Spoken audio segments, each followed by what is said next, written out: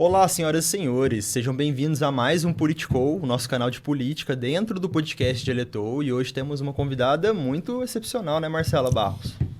Olha, eu já entrevistei ela uma vez e é um prazer recebê-la aqui, porque ela tem uma bagagem, uma história, tanto profissional quanto também na política, e ela tem muito a acrescentar. Foi uma pioneira na nossa cidade.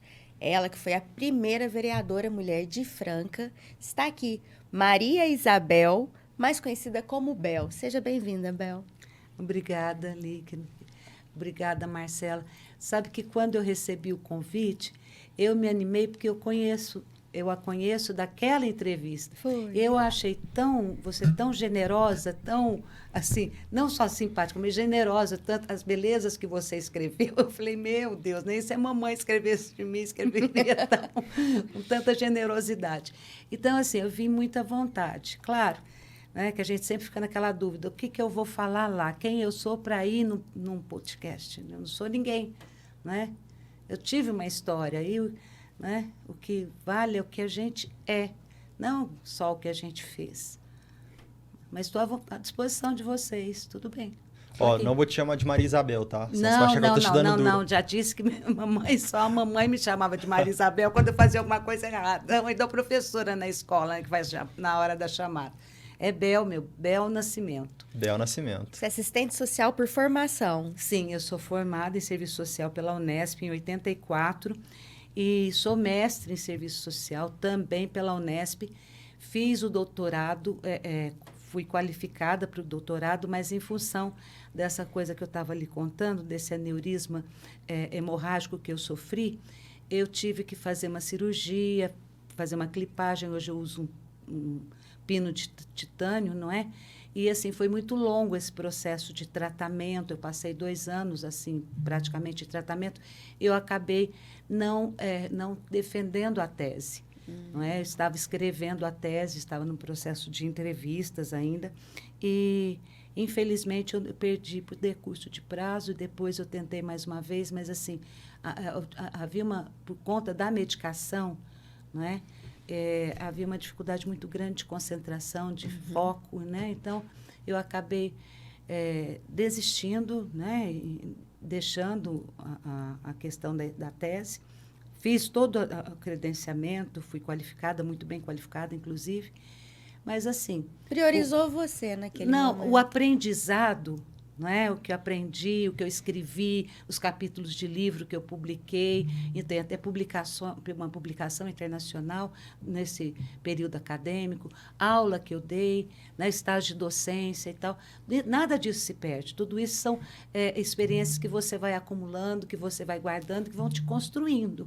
Não é? Então, eu deixei o doutorado e fui mexer com consultoria, entendeu? E atualmente você estava dando aula na FATEC. Eu dei aula na FATEC até janeiro de 2022, né? Até dezembro de 2021, na verdade, né? O contrato vai até janeiro, mas não é porque era um contrato por tempo determinado, como professora na disciplina de gestão da inclusão social no curso de tecnologia em gestão de recursos humanos. Foi uma aprendizagem, assim, gente, foi uma experiência muito, muito, muito, muito, muito agradável para mim, que sempre vou guardar no meu coração. Tanto a equipe docente, né, os colegas, a direção, a equipe de suporte, né, toda, como os alunos. Foi, assim, uma restauração, um rejuvenescimento para mim. Fazia muito tempo que eu não trabalhava com juventude. E a riqueza daqueles alunos da FATEC, olha, eles contribuíram muito comigo, com a minha pessoa. Aprendi muito mais do que ensinei. E como que é esse seu trabalho de consultoria? Você chegou já a dar consultoria até para órgãos ligados à Unesco. Fala para a gente desse seu trabalho internacional, Bel. Na verdade, é o que eu estava explicando. O Estado brasileiro assina termos de cooperação técnica com a ONU, com organismos da ONU, na verdade.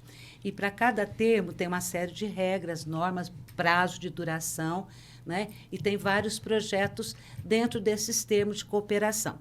E aí o que acontece? Há um processo de seleção, porque por conta que é necessário expertise para você dar consultoria, não é?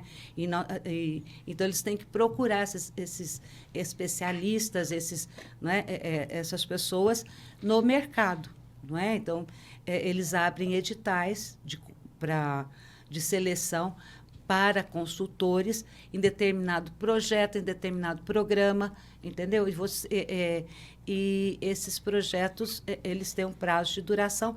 Quem contrata, quer dizer, uma secretaria ou um ministério tem uma determinada demanda, né? A gente chama que ele é o demandante. O demandante propõe ao organismo internacional. Ele aprova aquilo, então o demandante passa a avaliar, a supervisionar a sua ação. Você vai entregar seu produto para o demandante vai aprová-lo ou não, porque o projeto vai entregando produtos. Produtos são os relatórios, os documentos que você elabora ao longo, no decorrer daquela atividade.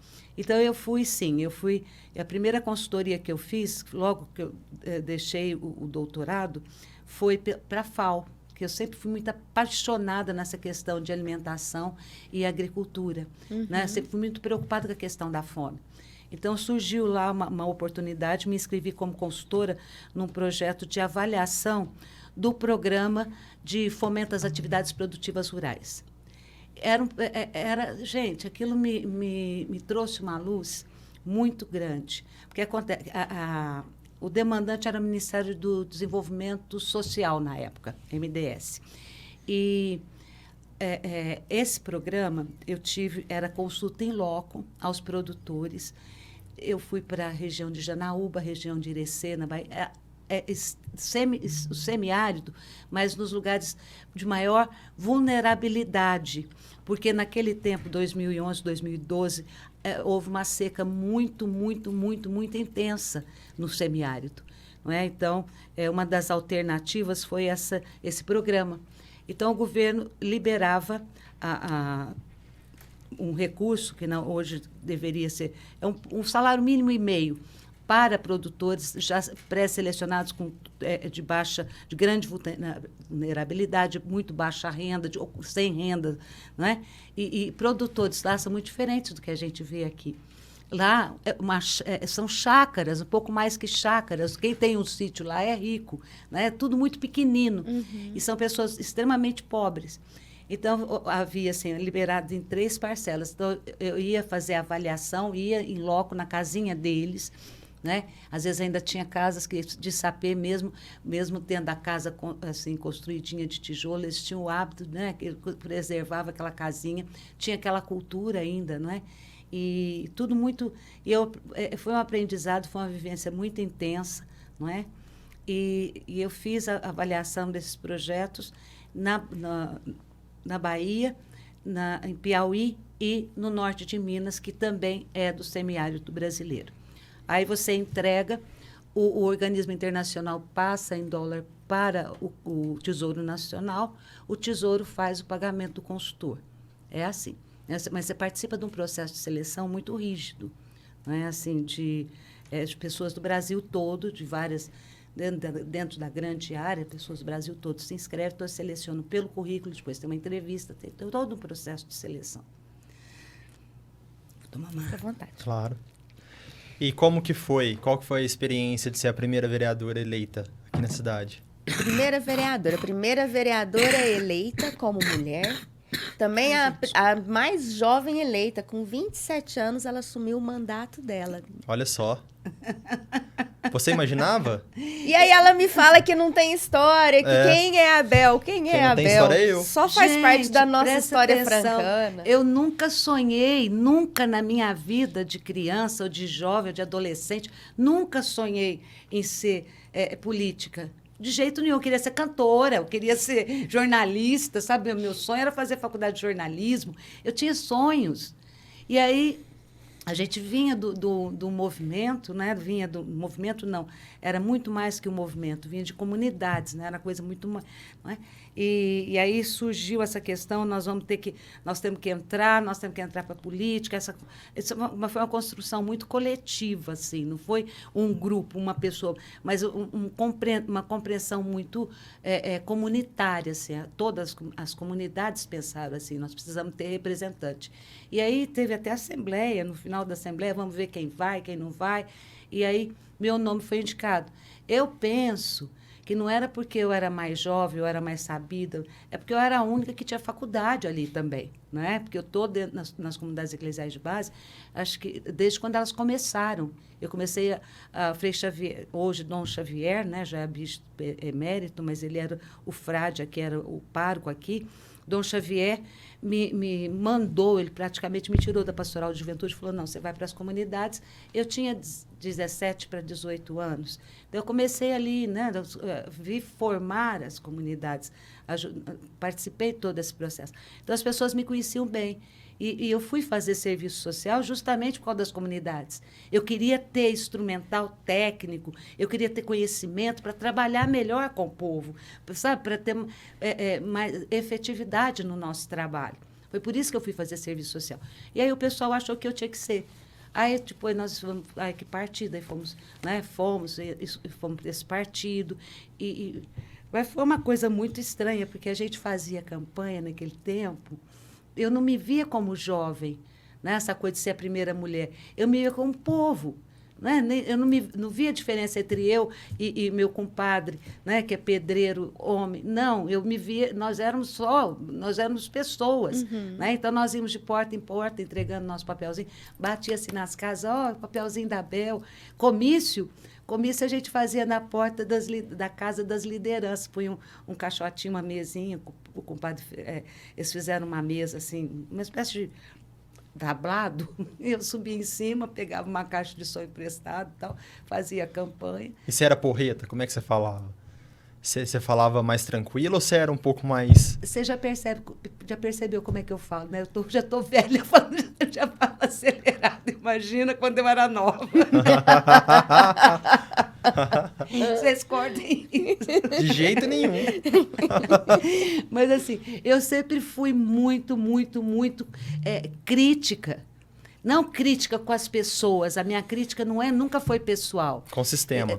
Muito assim, um senso crítico muito apurado e um senso de justiça social muito forte. Eu sou extremamente cristã. Assim, eu sou de Jesus Cristo, do Evangelho de Jesus. E o Evangelho, se você for pegar ao pé da letra, ele é radical. Em favor, sabe, na defesa dos pobres, dos oprimidos, contra as desigualdades sociais, contra a opressão, contra a prisão, todo tipo, sabe, tipo de preconceito. Então, assim, eu sempre fui muito radical nesse amor. No amor à palavra, no amor ao evangelho, no amor à igreja, no amor à nossa luta, no amor às comunidades. Nesse ponto, eu sou extremamente radical, sou até hoje. Eu não mudei. Não, se as mulheres hoje já são tão criticadas, julgadas, você devia sofrer muita pressão naquela época. Mas eu não ligava. Eu não estava ali, sabe, por mim. Eu não tinha cara. Eu levava de vara, levava de chicote, chibata, apanhava. Estava nem aí. Nós tínhamos uma missão, nós tínhamos um objetivo. Pode bater, pode falar mal. A gente sofreu muito, a gente foi muito combatido, não só nas ruas, não só ridicularizado. Imagina essa menina aqui, né? O que ela sabe, né? O que ela sabe, quem que ela é, filha de quem ela é. Eu sempre tive orgulho do meu pai e da minha mãe. Sempre tive muito orgulho. Qual ano que foi isso? Em 88. Em 88. E para piorar... Já tinha esse preconceito forte. Para piorar, a menina não faz ficou muito grávida. tempo. Não, para piorar, a menina ficou grávida. Então, a menina teve que subir em cima do tablado ou em cima do palanque, com a barriguinha... Que afronta a sociedade, isso. Foi uma afronta. Né? Mas a gente não conseguia compreender por esse ângulo, porque a gente não tinha essa maldade no coração, a gente não compreendia essa maldade. Aí você vai perceber a maldade, a exclusão, o preconceito contra a mulher, quando você chega nesse ambiente masculino, autoritário, machista, não é? E assim, extremamente conservador. Aí você percebe. Aí você começa a falar assim, mas peraí. Então, o problema não é o meu partido. problema não é só a minha origem. O problema é ser quem eu sou. O problema é ter o feminino no meu nome e ser mulher e ser mãe. Ser mãe, então, era um absurdo. Como é que podia isso? Uma mulher que fica grávida durante o mandato. Aquilo, então, não serve para ser vereador, tá vendo? Vereadora, mulher, só serve para fazer filho. Eu escutei isso. Uma pessoa falou isso para mim. Vereadora, mulher, só serve para fazer filho, tá vendo? Aí, de pirraça, sabe o que eu fiz? Não tirei uma licença. Maternidade. Não, eu tenho um filho que nasceu durante o processo de lei orgânica, de elaboração, eu te contei isso, de elaboração da lei orgânica. Nós chegamos a um ponto de termos que fazer sessão todas as noites, porque nós estávamos correndo contra os prazos. Nós tínhamos que fazer sessão todas as noites. E pouquíssimos vereadores nunca faltaram da sessão. Nenhuma sessão. Eu, vereador Gilmar, vereador Fábio Cruz, vereador Thelmar, nós nunca faltávamos. Nunca. É claro, o presidente da Câmara, tinha alguns outros vereadores, mas, assim, aqueles mais jovens que eles falavam, estavam todos lá. Todos. Nós levávamos muito a sério a elaboração da lei orgânica. Muito a sério. E aí, passada a promulgação da lei orgânica, 2 dias depois nasceu meu filho, nasceu o filho do Fábio Cruz, nasceu o filho do Thelmar, foi fazer, sabe, punhado. As mulheres deles também estavam na mesma angústia que eu. E não tinha então, empatia nenhuma com você? Não. Sendo gestante? Não, de maneira alguma. Não, claro, eu tinha um colega médico, né, pediatra, ele era muito, assim, preocupado não só comigo, mas com as minhas crianças. Mas ali, naquele ambiente hostil, não tinha? Não. Só dessas pessoas que eu te falo, por exemplo. Aqueles que estavam sensibilizados, inclusive, aqueles que tinham respeito por mim, não só por ser uma boa vereadora, uma vereadora combativa, atuante, etc., mas por ser mulher. Não é? Eles percebiam isso, tinha alguns que sim. E percebiam essa questão, e por serem, talvez, diferentes em casa com as esposas deles, né? Por serem bons pais, bons esposos, eles conseguiam compreender as minhas fragilidades de mulher e mãe naquele ambiente. Então, estavam sempre assim, esses sim, mas não era unanimidade, nós éramos em 21, não era unanimidade. Tem claro uma que triste notícia para te dar. Passado tanto tempo, não mudou muita coisa, não. Você sabe que eu acho que que aliviou um pouco, assim, porque hoje não pode ser explicitado. Hoje, se você chega e faz qualquer comentário em relação ao pobre, ao mal vestido, ao negro, à mulher, assim, tem o politicamente correto, tem toda uma censura social, entre aspas. Na mesa do boteco, lá entre nós, ali dentro do... Né, a gente conversa, mas, assim, de explicitar, não. Acho que hoje a sociedade finge melhor. É velado. Hoje a sociedade finge melhor. Por que essa mulher está mexendo com isso, com o filho? Por que aquela grávida está aí nesse meio? Está se envolvendo com política? Ainda existe. Imagina que mulher casada pode trabalhar, né? Antigamente tinha isso. Por que não vai cuidar dos filhos dela? Tem tanta violência no mundo, sabe por quê? Porque essas mães largam os meninos em casa e vai trabalhar. Tem gente que fala assim até hoje. Entendeu? Ela não compreende que a mulher não quer deixar os filhos em casa. Mas é porque os filhos possam comer uma comidinha melhor para ter o pão e o leite. O danoninho, né, quando tem, ou pelo menos uma banana para comer. Né? Mas, assim, mulher nenhuma deixa os filhos em casa para trabalhar para si mesma, para comprar maquiagem ou roupa bonita. Nunca. Nenhuma. Por mais insensível que seja. Então, assim, a mulher sai para trabalhar e ela tem que deixar o menino, às vezes, com uma terceira, ou com a mãe, ou com a sogra, ou né, com a avó. Tá? Por quê? Porque nós não temos uma rede de proteção à mulher e à criança efetiva. Nós temos muitas creches funcionando. São suficientes. E o dia que a creche está de folga, o dia que é feriado... E a menina que engravida e ela está na faculdade, como, né, eu estudei à noite, trabalhava de dia.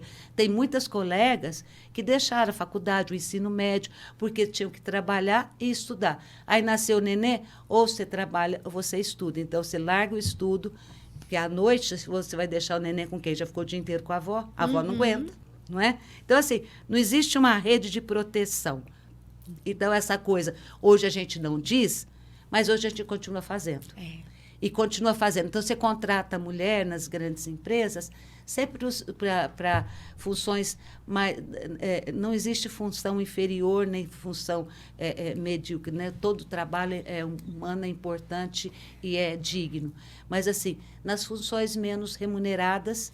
né? E que não são de liderança. Que não são de liderança... né? Porque mulher, já pensou mulher no comando dá um trabalho, né? Geralmente porque depois ainda tá de TPM, a gente vai ter que aguentar não, ela, né? Já pensou uma mulher te mandando? É assim, não é?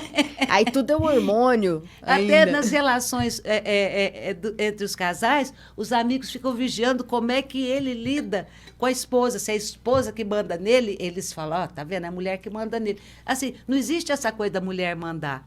Mas também não pode continuar existindo essa coisa do homem mandar. É uma parceria. Nós somos iguais, nós somos todos filhos de Deus em igualdade, nós somos todos seres humanos em igualdade. A mesma capacidade que ele tem, você tem, entendeu? E é só questão de oportunidade. Então, a mulher não chega aos cargos de liderança, a mulher não chega nas grandes empresas, ou seja, até na política, não é porque ela seja incapaz ou porque ela tem menos vontade, é porque ela tem menos oportunidade, porque dela é cobrada muito mais. Porque hoje, por exemplo, a mulher... ela tem que cuidar dos filhos, ela tem que cuidar da casa. Se o pai, ou a mãe, ou a sogra adoece, quem vai cuidar? É ela. É ela. Ela para o trabalho, ela para a faculdade, ela para tudo, né? Para poder cuidar, porque a cuidadora é a mulher ainda nessa sociedade, porque nós não temos onde deixar os nossos idosos. E hoje a gente sabe que a creche para a criança é fundamental. Nós sabemos até na questão da formação cognitiva da criança. Não é assistência, é direito. E o que a gente não consegue pensar é que os idosos também têm que ter lugar para ficar. Sim. Sabe, assim, a gente vê. Em alguns pontos, assim, tem aquela pracinha que eles vão lá, mas não tem onde o idoso ir. Não tem quem acolhe o idoso durante o dia. E se ele for enfermo, menos estrutura ainda a gente tem para cuidar daquele idoso. Ele não tem que ficar internado. Ele tem que conviver com a família. Mas a família tem que poder continuar trabalhando para prover o bem-estar com aquele idoso junto. Né? Não tem que interná-lo. Mas a gente não tem essa estrutura. Não existem políticas públicas voltadas ao idoso. Não. E o pior é que eu já fui mesária. Eles são os primeiros a chegarem para votar no dia da eleição. Eles não faltam. Eles têm um senso de civismo tão grande. É verdade. Meu sogro, ele morreu com quase 90 anos. Ele votou até a última eleição que viveu. Ele nunca faltou. Papai e mamãe também nunca faltaram. É porque eles sabem como foi difícil a gente conquistar nossos direitos. E outra coisa, não adianta querer fazer a cabeça não, viu? Não. Eles sabem que eles vão votar, não é? Eles sabem quem vão votar. E a importância de votar também. E eles sabem a importância. E essa coisa que mulher não vota em mulher... Isso foi uma coisa que puseram na cultura da sociedade, que não pode delegar à mulher atribuições mais difíceis, que não pode atribuir à mulher outra função que não seja de professora e cuidadora, né? Mas hoje a gente já entende que a mulher tem que estar na liderança também, que a mulher tem que participar também. Pelo menos existe um consenso sobre isso, não é? E em relação aos idosos, pensa assim, mas a pessoa mais velha não vai votar em gente nova. Mentira. Gente mais idosa gosta de jovem. Gosta de gente jovem, gosta. E quando eu fazia campanha, gente, que eu era muito jovem, como vocês disseram, era uma festa. As pessoas mais velhas eram as mais apaixonadas. Eles gostam de serem chamados, de serem envolvidos, sim. Então, eu acho assim, Lite, a experiência minha foi muito sofrida, porque foi um aprendizado muito duro, foi um sacrifício pessoal, né? O Frei Lauro era nosso mestre, nosso mentor. Ele dizia assim, vai ser um problema se a Abel se eleger, porque ela vai sofrer muito. E, de fato, eu sofri muito, porque eu tenho muita compaixão pelos outros, pelos pobres, por aquelas pessoas que não têm. Então, as pessoas vão à Câmara buscar socorro que não encontra nas políticas públicas. E aí o vereador não tem como atendê-lo, pode encaminhar, mas não tem como. O recurso não está na Câmara Municipal, não está na Assembleia Legislativa, não está na Câmara dos Deputados. O recurso é do Executivo. As políticas públicas são criadas, né, e implementadas, executadas pelo Executivo. Então, você faz o quê? Você encaminha. Agora, é outra coisa que eu sofri muito, que me desanima com a política, que eu me desanimei um pouco, que até eu encontrei um ex-colega de Câmara esses dias lá na missa na Nossa Senhora das Graças. Eu sempre vou na missa com meu filho. E aí nós nos encontramos, até nos abraçamos e tal, aquela saudade de fazer muito tempo, Fabinho Cruz, encontrei. E ele foi contar para o Plínio frases que ele ouvia de mim, que ele não esqueceu. E são verdadeiras até hoje. Porque o que acontece na política é que nós temos alguns políticos que são corretos, que são honestos, que são limpos, que são íntegros. Mas a gente tem, por outro lado, muito eleitor que é corrupto, tentando corromper o político honesto. Verdade. É isso que dói. Isso aí eu ficava muito decepcionada com isso. Para isso eu não tinha resposta. Eu só dizia não. Mas aí as pessoas saem falando o quê? Falando mal de você. Essa gente, às vezes, tem um poder de influência, um poder de formar opiniões. Então, por isso que eu acho que eu peguei essa tarja de antipática, de polêmica, de não sei o quê, porque eu enfrentei muitas tentativas de, vamos dizer assim, sedução, né, para não usar aquela palavra que todo mundo conhece e ninguém quer ver, né, de corrupção mesmo, para não cair naquela de vota nisso aqui porque está no meu interesse. Eu não caía nessa. Então, foi onde eu arrumei alguns oponentes, vamos dizer assim. Uhum. Não vamos chamar de inimigo, não, porque inimigo, né, eu só tenho um, diabo. O resto eu não tenho nenhum. E como que foi para você se deparar com a situação de uma Câmara Municipal, um órgão público, construir um banheiro masculino apenas? Aí eu achei aquilo, falei, gente, mas que necessidade que eles têm? Por que não vai lá perto da cozinha, lá no fundo, onde todo mundo usa, onde os funcionários usam, não é todo mundo? Mas eles queriam estar ali, eu não sei porque, e fizeram um banheiro minúsculo, que mal cabia 2. Então, às vezes, saía arrumando a presilha da calça, aí eu danava, sabe, assim, foi uma falta de respeito.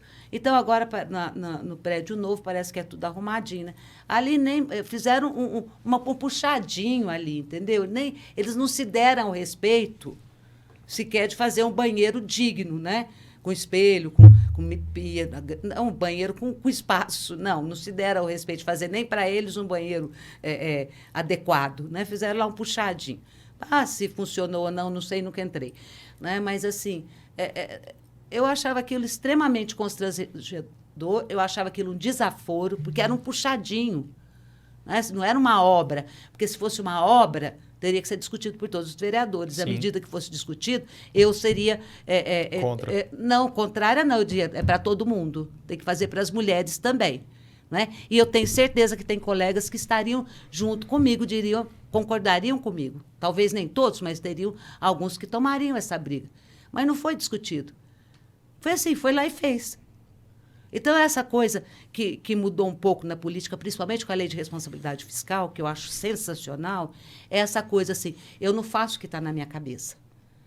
Tudo tem que ser aprovado, discutido, aprovado, tudo tem que ter dotação, tudo tem que ser muito bem prestado conta, porque senão responde.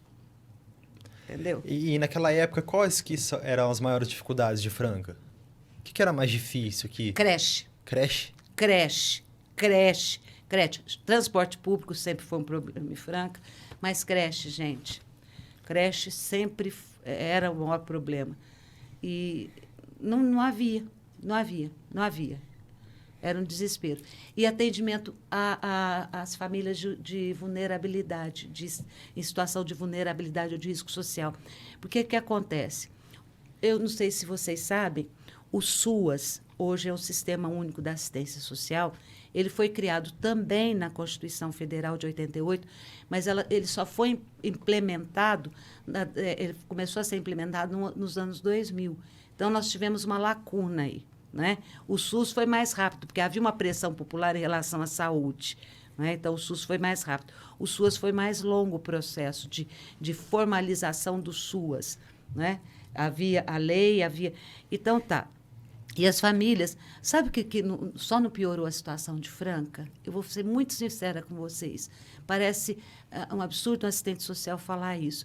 A coisa só não foi pior, a gente só não teve favela, miséria, assim, muito exposta, porque nós sempre tivemos as igrejas, as entidades espíritas, sabe? As pessoas, entidades de fins filantrópicos que socorreram a miséria, a pobreza, toda a vida, e até hoje. Até hoje. Até hoje. Então, onde a gente... mas Franca não tem favela. Franca é uma cidade boa, não tem miséria na rua. Porque as igrejas estão fazendo, centros espíritas estão fazendo... sabe assim, as pessoas estão se organizando para socorrer o irmão. A solidariedade do francano é que não permite que essas... Mas essa coisa sempre foi problema. Porque era assim, um recurso da prefeitura comprava cesta básica. É claro que a cesta básica, aquelas cestas não davam para todo mundo. Primeiro que a quantidade que disponibilizavam para assistência, que sempre foi a prima pobre de todas as políticas, né? Sempre foi muito pequenino. E aí... Tá, aí dá-se cesta para tal região, tal região, tal região, tal, mas não atinge todas as famílias. Eu me lembro uma vez, Marcela Elite, que quando eu trabalhei na Unicer, como assistente social já no período já era outro governo, já tinha terminado meu mandato, fui ser assistente social na Unicer. Eu trabalhei na São Sebastião uns tempos, depois pedi a transferência para a Unicer lá do Brasilândia. Então, tinha famílias que todos os dias passavam lá na Unicer para perguntar se tinha chegado cesta.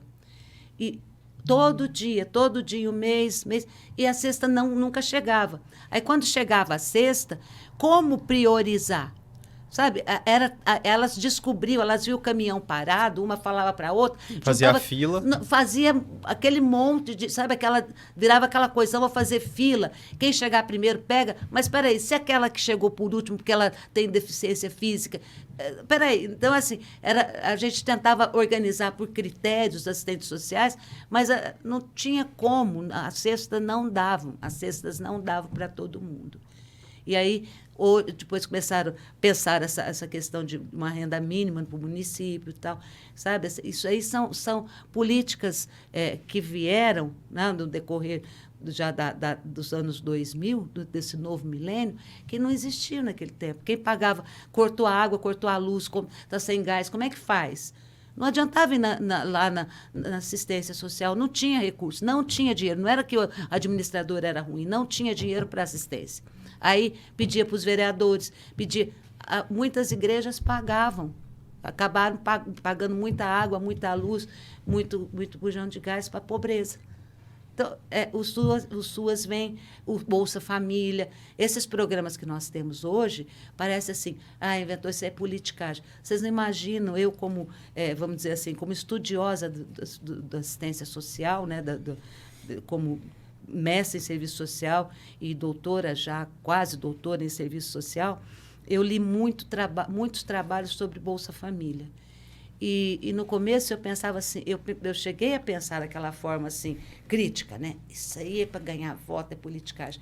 Gente, se você vê o que esse Bolsa Família ajuda, mudou a vida de tanta gente, são tanto...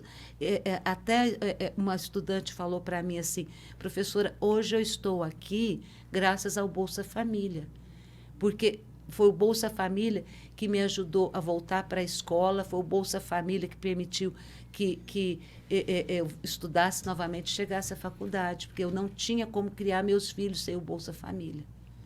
Sabe assim, se eu ouvir um testemunho desse, fala, me educou como assistente social, como crítica da política pública. E quando você chega no Nordeste, quando eu contei para vocês que eu fiz as consultorias, fiz pela FAO, fiz pela MDA, eu ia muito ao Nordeste, ao semiárido.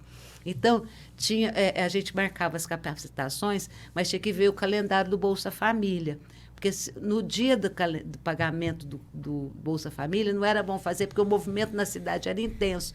Então, o que acontecia? O povo aproveitava, porque vinha todo da roça, né? Vinha aquele monte de gente para receber o Bolsa Família. Os comerciantes tudo começaram a vender bem. O povo da roça fazia aquelas feiras, traziam as coisas para vender. Sabe, dinamizava tanto. Pergunta para algum prefeito de bom senso, de cidade pequena, se pode acabar o Bolsa Família. Se acabar o Bolsa Família, prejudica a economia do município. Entendeu? Então, são políticas assim que a gente pensa, que a gente talvez não conheça bem, não dá valor, mas que tem um efeito muito grande. E Franca começou antes de ter Bolsa Família, essa coisa toda, teve um cartãozinho, uma renda mínima para as famílias, eu não me lembro o nome. E eu me lembro de uma senhora que foi buscar o cartãozinho dela lá, tinha 2 filhos e tal. Foi lá na Unicef buscar o cartãozinho. Aí um dia eu estou lá no mercado comprando umas coisinhas e tal. Ela chegou, Bel, olha aqui, primeira vez na minha vida que eu pego um carrinho de compra no supermercado para comprar as coisas para os meninos. Eu achei aquilo de uma lindeza, sabe?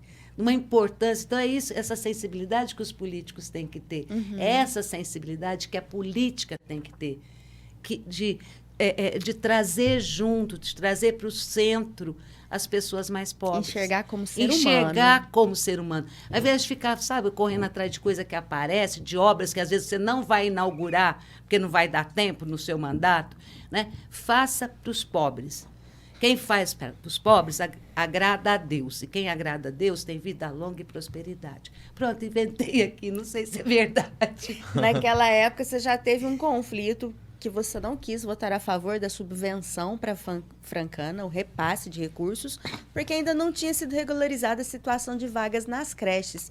É uma coisa que a gente ainda vê até hoje, os dias atuais. Subvenções, por exemplo, para o transporte público, sendo que há uma lista de espera enorme para vagas nas creches. Está vendo como que os problemas permanecem? As prioridades não combinam, né? Essa coisa da subvenção. Não tinha a verba para subvenção. As creches tinham direito. Eles deixaram de passar a subvenção para as creches para dar o dinheiro lá para Francana, porque ali ia subir para a divisão, não sei o quê. Rapaz, eu votei contra. Saiu no jornal, no rádio, jornalista, papapá, sabe? E você acredita que eu estava indo para a casa da minha mãe almoçar no domingo? Todo mundo da cidade inteira já sabia. Almoçar no domingo. Você foi a única a votar contra? Não, nós não fomos. Eu não fui a única. Nós éramos um grupo de vereadores que votamos contra. Mas o recurso foi, tanto que o recurso foi aprovado. A transferência de recurso foi aprovada. Foi aprovada. Mas eu não fui a única. Mas quem levou pedrada fui eu. Porque você era mulher. Não, porque eu fui a que debatia, que discutia, que coloquei em evidência, quem puxou. E por ser mulher, claro, eu sou a mais fraca, né? Não foram me pegar na porta da Câmara, porque ficava chato. Mas eu ia passando de carro com meus 3 filhos atrás, meus filhos pequeninos. O Henrique era bebê, sentadinho naquela cadeirinha. Eles meteram pedra. Os caras do bar ali viram eu passando o Fiatzinho, jogaram pedra, apedrejaram o nosso carro. Entendeu? Correr. Ué, isso pode ser civilidade? Isso é democracia? Não. Então, você está entendendo porque às vezes, não é porque a gente tem medo da política. É porque se apanha demais. Cansa, se apanha, né? Demais. Entendeu? Aí cansei, chegou minha vez, terminou meu mandato, terminou. Tá, vou para casa, vou voltar para o meu servicinho de assistente social lá na roça. E pronto. Contribuiu o que podia contribuir naquele momento. Eu fui muito feliz trabalhando na prefeitura. Eu fui assistente social da prefeitura, né, muito tempo. E assim, atendi zona rural, trabalhei em diversos departamentos, mas eu fui feliz, porque eu levava a prefeitura muito a sério também. Porque é isso que as pessoas não entendem. Às vezes pensam assim, servidor público, quer passar no concurso para não fazer nada. Não é assim. Gente da prefeitura trabalha muito, servidor público trabalha muito e é muito cobrado. Agora, o que eu sempre disse, alguns até pensam assim, é que o servidor está a serviço. Ele é servidor público, ele está a serviço da população. Né? Ele está ali para servir, enfim. Né? Aí você chega nos equipamentos públicos tem aquela plaquinha lá, ofender, não sei o quê, desacatar funcionário público, tem multa, tem prisão, não sei o quê, não sei o quê, não sei o quê. Mas lá dentro, na sala íntima, na cozinha, onde é restrito a participação, né, restrito só aos funcionários, devia ter um cartaz. Você é servidor do público de Franca. Você é servidor público. Você está aqui para servir essa pessoa chata que está lá na sala de espera. É para isso que a gente foi, sabe assim? Para ser assistente social daqueles malucos, porque aparece, tem gente que chega que está... Já peguei casos, pessoa que chega alcoolizada, pessoa que... Não fui eu. Nós, assistentes sociais, enfrentamos muito essas situações de violência, tentativa de violência e tal, mas a gente tem uma técnica para lidar com isso. Acho engraçado, porque na iniciativa privada, né? Você vai trabalhar numa loja, eu já trabalhei em lanchonete, e eu lembro que na lanchonete, antes da gente entrar ali para o caixa, tinha um aviso que a gente era obrigado a rir. E é assim, porque a pessoa ela vai adquirir um produto, ela está em um ambiente, ela está ali comercializando um momento para ser feliz com a família. Se ela está num McDonald's, que era o caso, ela está ali para passar momentos bons com a família, comendo um lanche. Então, quando você está na iniciativa privada, trabalhando, prestando serviço, você é obrigado a atender bem, você é obrigado a sorrir, porque você sabe que a outra pessoa não tem nada a ver com seus problemas. Mas na iniciativa pública, não. O servidor não tem essa consciência. Ele não pensa que quem está sentado ali na frente dele teve uma dificuldade enorme para chegar até ali. Precisou pegar não sei quantos ônibus, esperar o ônibus no ponto que não passou no horário, deixou a família, deixou os filhos para chegar ali e receber uma negativa. Não, hoje não dá, aqui eu não posso fazer nada, volto outro dia. E a gente vê isso com uma habitualidade muito grande. Parece que não há a vontade em servir, em resolver, em sanar aquele problema para o munícipe. Mas sabe o que eu acho, Marcela e Lin? Eu acho que isso tudo é um problema de gestão, sabe? É um problema de gestão. Porque a pessoa que passa no concurso, ela tem que receber um treinamento. Eu penso assim, deveria receber treinamento para determinadas funções, porque a pessoa chega crua de tudo naquela, né, tem que fazer aquilo. Ninguém explica para o escriturário o que ele vai escrever, que tipo de processo, protocolo com que ele vai lidar. Né? Então, tem que ter, primeiro, não só isso, mas ter um treinamento de ética pública. Não é? Mas não é esse o caso. Eu acho que isso vai muito da gestão. A gente encontra muitos equipamentos com problema, mas eu gosto muito de também olhar o lado do meu colega servidor público, da minha colega servidora pública. Desvalorizado. Tá? Porque eu tive dengue, pensei, gente, quando o povo fala que é ruim, não é ruim, é péssimo, é horroroso a tal da dengue. Mas aí eu fui parar lá na UPA, e todo dia a gente vê matéria da UPA e tal. Mas eu fui parar lá na UPA, e eu tive que ir 3 dias seguidos, né, para passar pela consulta médica, pela exame de sangue, soro, etc., voltava. Quando terminou, que ela realmente constatou, fez lá o laudo, eu falei assim, tem alguma pesquisa de opinião aqui? Porque eu quero dar opinião. Porque eu fui tão bem tratada, sabe assim, eu fui tratada com tanta humanidade, com tanto respeito, e ninguém me conhece mais, não é porque eu fui vereadora. As pessoas que estavam lá, a maioria é tudo menos de 30 anos, inclusive os médicos. Ninguém sabe quem eu sou. Não me trataram bem por eu ser aquela que foi... Não, me trataram bem porque elas são realmente vocacionadas para aquilo. Então, você vê assim, o jeito da moça colocar o soro, o jeito da médica te atender, você não encontra isso. Sabe, o respeito do pessoal do guichê lá de atendimento. Foi assim, eu fiquei muito feliz com o atendimento. Mas isso também, às vezes, pega o funcionário que não serve, ele não quer trabalhar naquela secretaria, ou ele não está habilitado para aquela função, e coloca ele lá para cobrir, sabe, para tampar buraco, porque nós não, é um problema de gestão. Se você for lá na Secretaria de Obras, o pessoal trabalha feliz, porque o pessoal tem vocação. Porque vai no horto, o pessoal trabalha, te recebe feliz, porque eles têm vocação com aquilo. São pessoas que aprenderam com aquilo, têm amor no trabalho. Então, esse respeito também pela vocação, pelo temperamento, inclusive, nessas pessoas que têm um temperamento um pouco menos civilizado, mais ríspido, não serve para atendimento ao público. Não serve. A pessoa também tem que ser honesta consigo mesma e procurar mudar. Mas, assim, eu acho que o servidor público, ele é talentoso, porque não é fácil passar no concurso. Não. Nossa, você pode ver toda vez que abre milhares de pessoas, né? E não é fácil passar. Agora, o que a gente vê muito, isso a gente vê no nível federal, estadual, e, claro, aqui também, é que tem pessoas especializadas em passar em concurso. Essa é outra questão. Não são especializadas para atender o povo. Por isso que eu falo, era preciso que a pessoa passasse, porque no governo federal você faz um treinamento. E se você não for bem, você não corresponder, não mostrar habilidades nesse treinamento, você é eliminado. Conta a nota no concurso público federal. Uhum. Né? Mas, assim, no municipal, as pessoas passam porque estão estudando, ralando. Né? Então, a gente vê pessoas de nível universitário prestando concurso para nível médio. Tem direito? Claro que tem direito. Mas ela quer trabalhar ali? Ela quer ser escriturária ou ela é formada para direito? Ela quer ser advogada.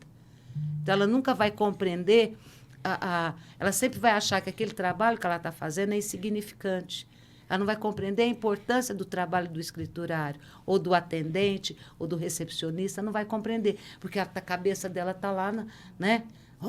Num sonho que ela quer chegar. Está no lugar errado. Eu acho que um prefeito, um bom administrador, ele deveria implantar um projeto de gestor oculto, onde ele manda algumas pessoas, lógico que ninguém conhece, nas secretarias, nos órgãos da administração, para ver como que está a prestação de serviços. E traz um feedback, um relatório para ele. Se há efetividade na prestação de serviços, qual a demora, como está sendo o atendimento daqueles servidores. E assim ele vai conseguir remanejar, ele vai conseguir adequar, ele vai conseguir agilizar esse serviço. Ele pode fazer isso por meio de consultoria, contratar uma empresa para fazer essa auditoria, vamos dizer assim, mas não é uma auditoria fiscal ou comercial, né? Não. É uma auditoria de relacionamentos. Então, contrata-se lá uma empresa ou consultoria, que nem o governo federal contrata, me chamaram para fazer a avaliação do programa que era do governo, que estava sendo desenvolvido lá no Vale de Jequitinhonha. Mas o governo tem perna para ir lá? O secretário, o diretor, o responsável por aquele programa, ele tem perna para ir lá em todos os lugares, no Piauí, na Bahia? Não. Então, ele contrata alguém que vai para fazer a avaliação. E não vai conversar com o técnico que está implantando. Eu fui conversar com o agricultor que está recebendo. É muito diferente. Então, essa expertise, nessa esperteza, né, o governo federal já tem de alguma forma. E pode se estender aos municípios. É uma possibilidade. Né? Eu acho que é uma possibilidade. Mas acho que a gente tem muito mais problema para discutir do que comportamento de servidor público. Né? O que é importante é que haja políticas públicas, que haja atendimento às pessoas que mais precisam, aos idosos, às crianças, às mães que trabalham e às mães que não trabalham, para que elas possam trabalhar ou possam estudar. E eu acho que uma outra deficiência que nós temos também enquanto cidade é em relação às pessoas com deficiência. As pessoas com deficiência não são vistas, não são enxergadas, vamos dizer assim. Você fala assim, mas eu conheço tão pouca gente com deficiência. Eu nunca vi uma pessoa com nanismo, eu não vejo mais ninguém com nanismo. Eu não vejo autista, eu fiquei sabendo que lá na escola tal tem um menino. Não, gente, sabe por que a gente não vê? Porque eles estão escondidos dentro de casa, ou eles estão na instituição especializada, depois que eles passam daquela instituição, eles ficam dentro de casa, porque a cidade não os acolhe. Ele não tem, o cadeirante não tem acessibilidade, a pessoa com deficiência visual não tem acessibilidade, não tem acessibilidade, não tem solidariedade dos demais, empatia dos munícipes e a cidade não tem civilidade para tratar com a pessoa com deficiência. Não tem civilidade. Sabe assim, nós não trabalhamos isso no nosso coração, na nossa mente, na nossa alma, nas nossas relações. Nós simplesmente ignoramos. A gente, nunca vi. Você já viu alguém com nanismo? Você conhece alguém com nanismo? Não. Não. Você conhece, mas você quase não vê, né? Você não vê uma pessoa com nanismo no ônibus. Você não vê uma criança com nanismo na escola. Eles não existem? Não, eles existem. E não são poucos. Assim, mas é 1 a cada 1 milhão. Não. Claro que não. A própria Organização Mundial da Saúde tem uma proporcionalidade. 18% da população mundial sofre de algum tipo de deficiência. E não é só deficiência que a gente pensa deficiência como cadeirante. Não. Tem uma série de deficiências que nós não estamos sensibilizados. E onde que a gente começa isso? Claro que deve começar em casa. Né? Primeiro, as famílias deveriam fazer isso, as igrejas deveriam fazer isso, mas não é papel delas. É papel também do Estado. Começa nas escolas, começa a desenvolver programas, começa a recebê-los nos centros esportivos, começa a recebê-los na escolinha de música, começa a criar programas e políticas culturais para essa gente, porque eles eles não desejam outras coisas diferentes das coisas que todo jovem deseja. Mas para ter essas políticas culturais, eles querem participar. Nós precisamos de servidores preparados. Sim, servidores preparados, sim. Mas nós temos que ter gestores comprometidos. Eu não vejo ninguém falando em política para pessoas com deficiências. Não vejo. Faz muito tempo que eu não vejo ninguém tocar nesse assunto. Nem candidato a presidente. Não, candidato a presidente, sim. Mas o presidente está tão longe, né? Mas aqui na Franca, tirando a Associação das Pessoas com Deficiência, a Instituto dos Cegos, os que trabalham diretamente com a pessoa é que se preocupam. Nós não vemos isso no coletivo, nós não vemos isso no barzinho, nós não vemos isso no show de música sertaneja, nós não vemos nenhum espaço para essa gente. Então, essa gente tem que saber da cultura só pela televisão, pelo streaming. Eles existem. Eles sonham. Então, aí a gente cai nessa de preparar. Quando eu estava na coordenadoria do PROCON, eu vi chegar uma pessoa com deficiência, era um mudo, e não tinha com quem se comunicar. Não tem ninguém para que possa conversar com Exatamente. ele. Isso me mata. E aí, o que é servidor? Eu não posso te atender. É isso que eu estou te falando. A CIF tem uma pessoa que atende em Libras. A CIF tem. Mas a prefeitura não tem. No atendimento. E qual que foi a reação do servidor? Eu não tenho como te atender, você tem que ir embora. Tá certo isso? Não tá. Simplesmente pegou um computador, comecei a digitar. O senhor, qual que o senhor precisa? Ele começou a digitar e resolveu o problema. E é isso que eu tô te falando. Mas não é essa a solução imediata. A solução correta, respeitosa, qual é? Ter um intérprete de língua. Mas não tinha no momento. Eu vou mandar ele para casa? Não, eu vou solucionar o problema dele. Tem que solucionar. Isso você fez corretamente. Mas o ideal é que a administração disponibilizasse intérpretes de Libras por secretaria. Por setores. Claro. Até lá na UPA. Não sei se na UPA tem, entendeu? Em todos os setores. Você está entendendo onde a gente pode chegar, que é tão simples? As soluções não são assim, exorbitantemente caras, difíceis de executar. Não, é questão de empatia. O olhar humano. O olhar as pessoas, amar as pessoas, amar o ser humano. Entendeu? É isso. Deixar de ver como números. Não, tem gente que não gosta de gente. Tem gente que não gosta de gente e entra para a política. Fazer o quê? Entra para a política por quê? Porque não gosta de gente e quer ser mais que o resto da gente. Né? Assim, quer estar lá em cima do topo. E, assim, é um perdedor. É porque o poder, né? O poder vicia. O poder seduz, mas nem todo mundo chega, viu, gente? Não é fácil ser candidato. E não se mantém também. Nem sempre não tem poder que seja eterno. E, ó, não vai bancar o sonhador demais subir lá em cima do poste ou do prédio e dizer, vou sair voando porque eu posso. Não é assim. Sair candidato é muito complicado. Exige preparo físico, emocional, financeiro. Não que gaste demais, né? Mas tem que ter uma certa reservinha para comprar um sapato novo, porque você gasta toda a sola do sapato velho, né? Um tênis mais resistente, porque você anda muito. Mas tem que ter uma disponibilidade. E não é fácil ser candidato.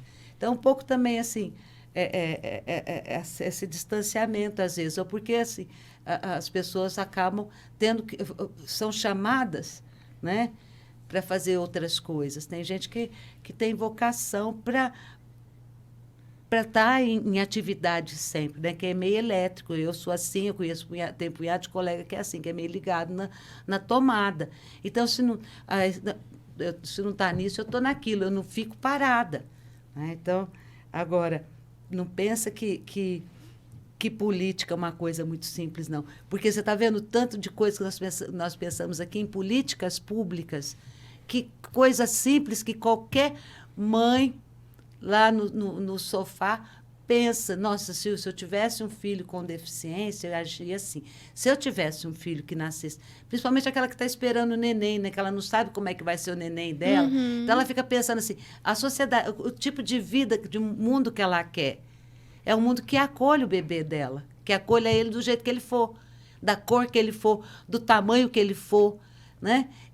Enfim, e é isso que a cidade tem que ser. A cidade tem que ser assim. Nós somos uma cidade muito bonita, muito importante. Vocês não sabem como é que Franca é importante. Lá nos Cafundó do Judas, lá naquele... Né, a pessoa fala, mas onde a senhora é? Não, eu não sou de Brasília, eu sou de Franca, estado de São Paulo. Franca, aquela cidade do sapato, gente que não tinha sapato no pé, que não tinha piso no chão, sabia que a Franca era a cidade do sapato. Já ouviu falar, porque era coisa de gente... Era importante. Né? E hoje, lá, em outros lugares, falava do basquete. Então, assim, Franca é uma cidade conhecida no Brasil todo, pelo que o seu povo faz, o sapato, o basquete e tal.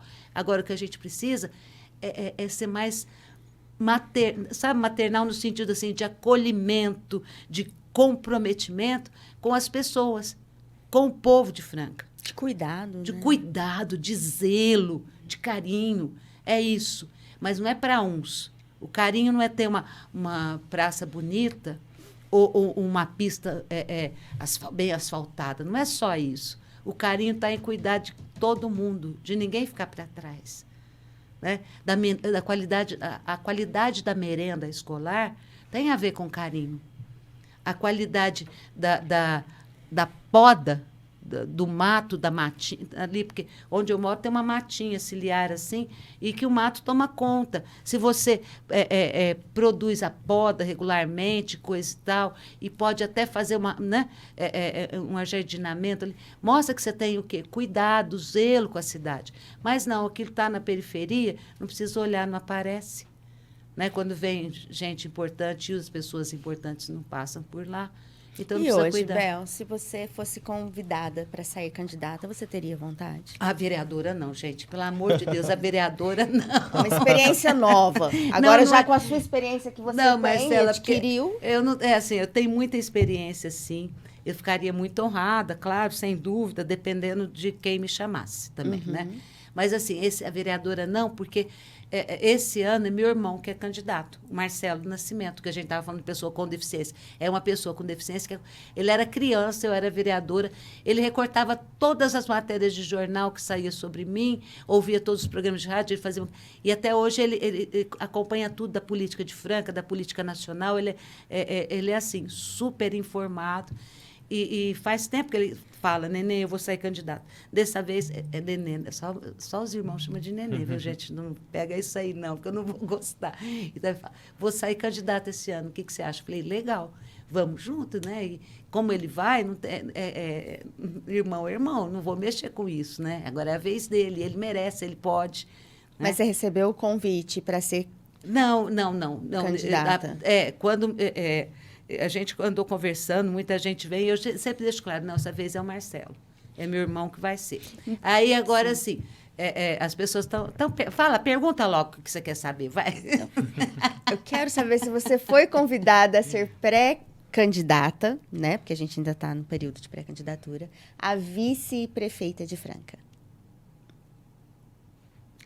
Não, peraí, não é bem assim, né?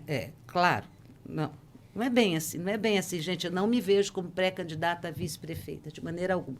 Por quê? Eu fui convidada para vir para o PSOL. Porque eu estava assim, né? Há muito tempo no mexo com política. Aí, um belo dia, eu na Feira Livre, depois da missa, eu e meu filho e tal, comendo pastel, passa o deputado comendo pastel também, né? Meu filho fala, mãe, ali, aquele moço que é o Guilherme, o deputado. Aí ele já prestou atenção.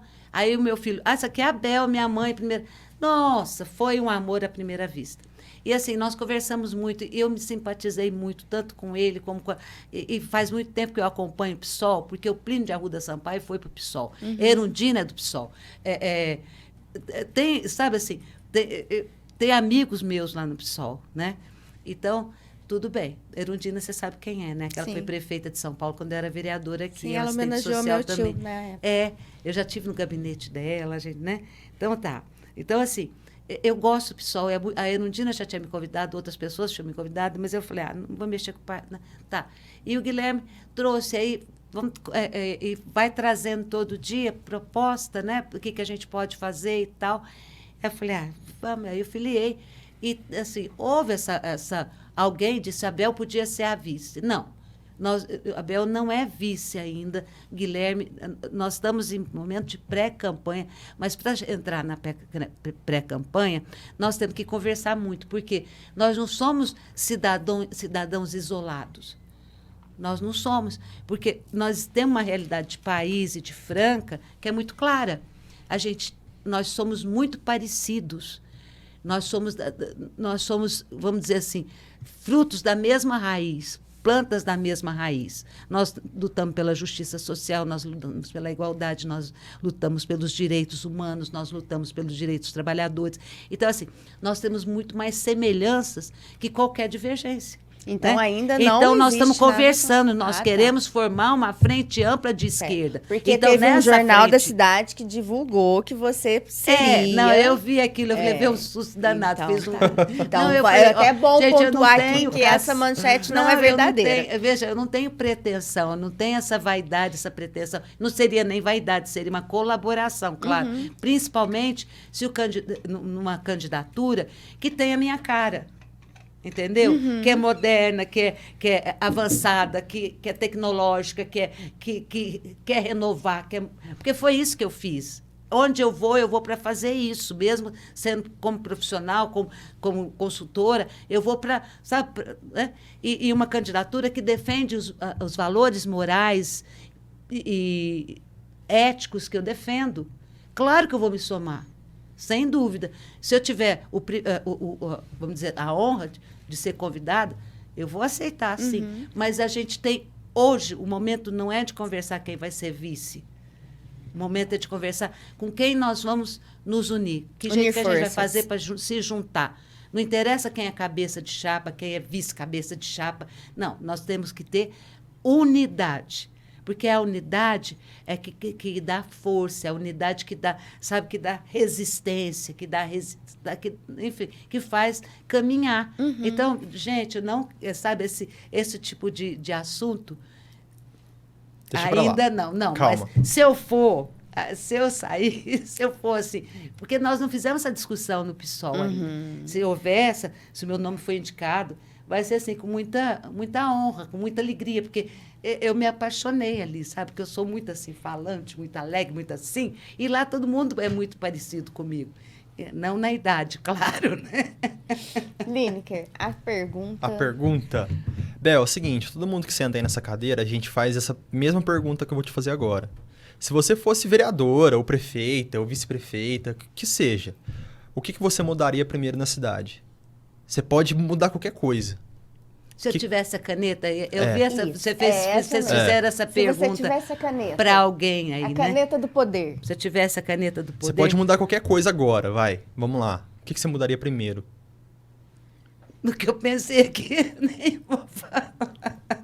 Mas o que eu mudaria, a relação da prefeitura, do poder público com a população, sobretudo com a população da periferia e a população mais vulnerável, mais pobre, mais simples, mais, sabe, mais injustiçada. Mudaria essa relação, porque eu acho que o administrador público ele tem que ter a clareza de que o lado que ele está. Você tem que se colocar sempre essa pergunta, de que lado você está? Em tudo que você vai fazer.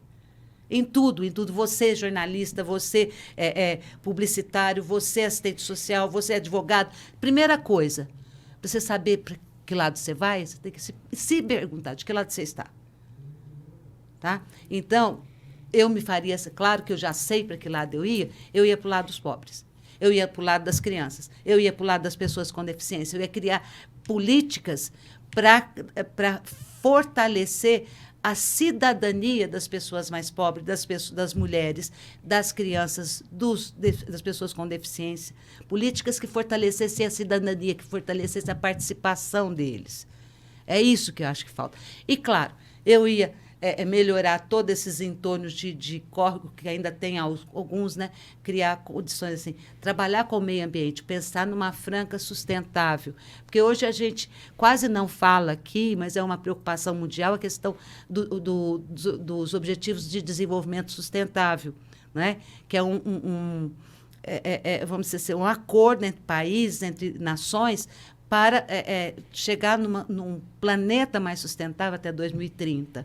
Pouca gente fala nisso. Então, tem lá bem claro os objetivos do milênio. São 17 objetivos.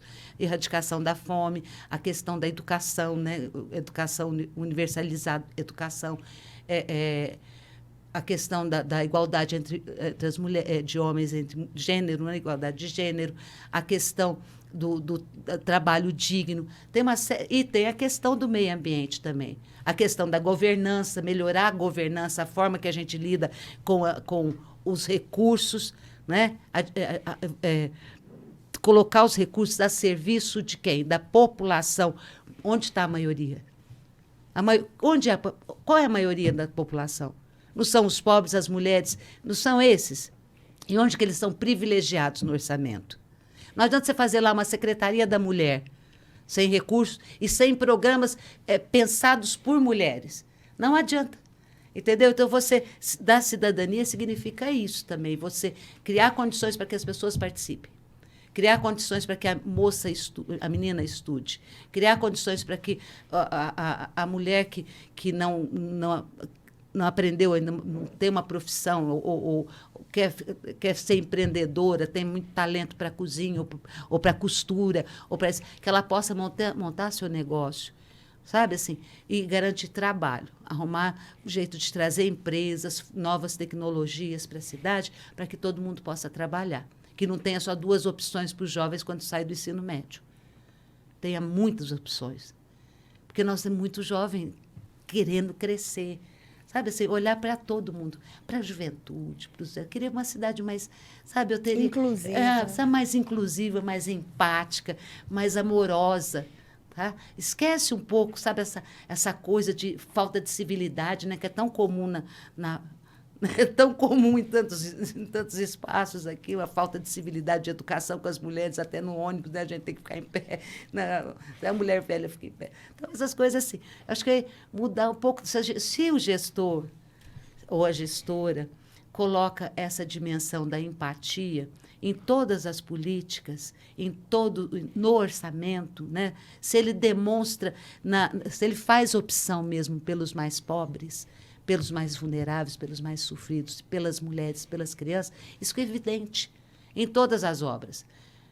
Nós vamos continuar tendo nós podemos melhorar o sistema viário. Claro que devemos melhorar o nosse sistema viário. Esse dia eu vi um podcast de vocês que falava disso, questão super importante. Tem lugares assim que está difícil trafegar, sim, muito difícil.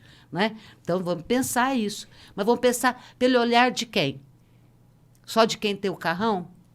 E o menino que vem de bicicleta do serviço? E o pedreiro que vem na sua E bicicletinha? aquele que caminha a pé? E o cadeirante, como é que ele passa ali? Entendeu? Sabe assim, olhar o sistema viário com o olhar de empatia por todas as pessoas. A mulher que vai com o carrinho, empurrando o carrinho para levar neném na UBS, para vacinar, porque a vacina é obrigatória e é importante, e todas as mães querem vacinar seus bebês, mas tem que ficar empurrando o carrinho. Ou então subir até não sei aonde para pegar o ônibus, depois o ônibus para mais ou menos aqui, você tem que andar mais não sei aonde, né? Que você desce o carrinho, põe, né? Não dá, gente. E ela vai pela rua porque não tem calçada asfaltada. Não tem calçada para ela passar. Então, assim, pensar até na questão de campanhas de vacinação que possa acontecer mais perto das casas. Não dá para pôr a UBS lá. Não dá, fica muito, o custo é muito alto. Mas fazer programas de vacinação descentralizados, que vá até... Põe lá monta uma tenda. A tenda, a gente está vendo tantas iniciativas hoje assim, eles Brasil estão sendo afora. feitos na própria creche. Então, sabe assim, mas não tem vacina quem não quer. Então, mas e os bebês? Os bebês, nas creches. Os bebês já vão, os bebês que estão nas creches. Né? Porque ainda tem muito bebê fora da creche. E quem tiver oportunidade de colocar na creche, não deixa de colocar, viu? É muito bom para o desenvolvimento da criança. E creche, né? Eu enchi a Franca de creche. E arrumar ótimas coordenadoras de creche, pessoas que tivessem amor mesmo pela criança e pela pedagogia, sabe? Pelo amor por isso, que fossem vocacionadas por isso. E aí ia fazer umas crechinhas para os idosos também. Creche não, mas o centro-dia, onde ele pudesse passar e ter lá a mesinha, os coleguinhas para conversar. Já pensou que coisa boa, nossa rodinha de conversa lá? Não precisa jogar um bingo. Jogar um bingo. Um truco. Não precisa mandar para o asilo, não. E põe uma van para buscar. Agora, uma coisa que precisa melhorar, aí falando em empresa, em transporte público, né? Que tudo tem que melhorar na questão do transporte público, sem dúvida. Mas o que precisa melhorar com urgência é o transporte daquela van que transporta pessoas com deficiência. Dá uma reformadinha, uma limpadinha, sabe? Deixar limpinho. Porque a pessoa que tem deficiência, ela é gente. Ela tem que ser transportada com dignidade, com respeito. Tá? Porque nada é de graça. Mas depois quando eu fazia parte da Comissão de Direitos, do Conselho de Direitos Humanos de Franca, e nós fomos enviados pela Prefeitura para São Paulo para participar de um evento de direitos humanos voltado para as pessoas com deficiência, e a pessoa que foi conosco não tinha mobilidade e precisou se arrastar dentro da van, porque não era adaptada, eu espero tudo. Nossa. Isso é um absurdo. Isso é violento, isso é cruel. Isso é cruel. É cruel, é desumano. A gente tem que parar com isso de normalizar a crueldade. Crueldade não é normal.